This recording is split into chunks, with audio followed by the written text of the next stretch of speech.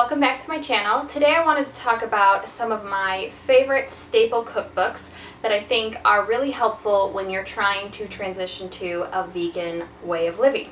So I picked ones that are super simple for beginners, as well as some that have some great recipes but still don't require you to use a ton of crazy ingredients that you either can't find or you have no idea what they are. So without further ado, let's get started.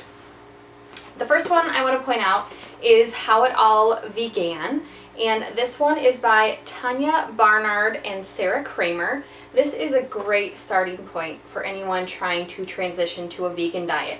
There are some staple recipes like how to make egg substitutes, simple dressings to make at home, your own mayo, as well as just breaks it down into breakfast, lunch, dinner, and dessert. So yeah, this is a great beginner's guide. There's a great resource appendix in the back with information on a bunch of staples you need as a vegan, and it's really user-friendly, nothing crazy, basic things like how to make mashed potatoes without the butter and milk, things like that, and it's just a great guide for someone starting out. So this is my first recommendation. And then I would say my second recommendation is The Kind Diet by Alicia Silverstone. Now this guy's pretty popular. I know a lot of people are familiar with her and her vegan lifestyle. This has some really wholesome, nutritious recipes in there that aren't too crazy. There is a section in the back, I believe she calls it like the Superstar or Superman diet, that has a bunch of, very macrobiotic recipes. But the majority of it is just vegan staples. There's a great English breakfast recipe in here that I love. Chocolate peanut butter cups, which I make at least twice a year. Super tasty, super easy, and a healthy alternative to Reese's peanut butter cups. And great breakfast recipes, some great baked goods, and things like that. This also has a wealth of information about her backstory on going vegan and different levels of going vegan. If you're just thinking about eating a vegetarian or vegan meal once or twice a week, that's awesome, do that. And this kind of encourages you to start wherever you're comfortable. So I highly recommend this if you're interested in learning more about veganism. Okay, and my third book is a new book to me, but I've already made probably 10 recipes in here, and Chandra, I believe that's how you say her name, she is probably my biggest girl crush when it comes to the vegan lifestyle. I kind of aspire to be her one day in my own way. But anyway, Isa has a ton of awesome books out, and this is her newest one, and it's called Isa Does It.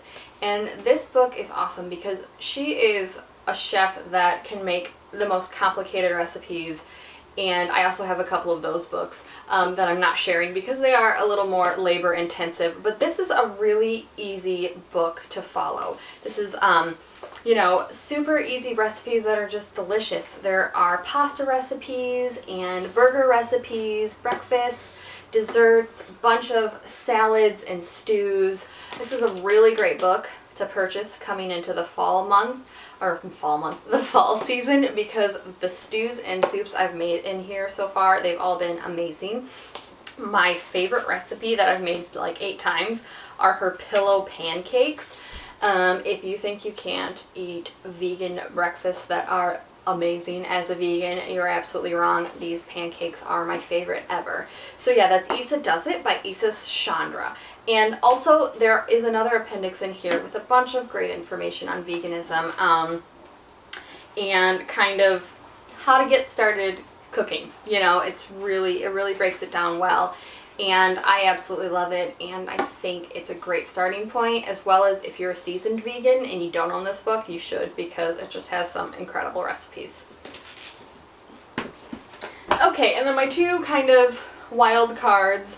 I wanted to point out Vegan Cookies Invade Your Cookie Jar, because we all love sweets, so it doesn't hurt to have a vegan sweets cookbook or baked book in your in your collection. This one again is by Isa and Terry Hope Romero, which I also love her books. But yeah, this is a great, it's got cookies and bars and brownies, and it's amazing. As you can see, my copy is so beat up. I made a ton of cookie recipes in here, and it's amazing. I mean, those two ladies can't do any wrong.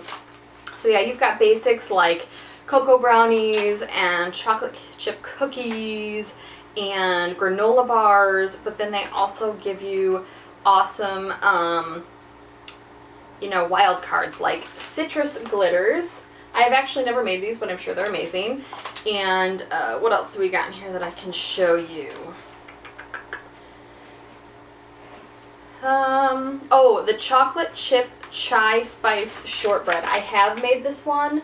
Incredible. If you like chai tea, that is going to be a recipe you cannot pass. So definitely check this out if you are looking for a vegan book on basic baked goods. You will not regret it.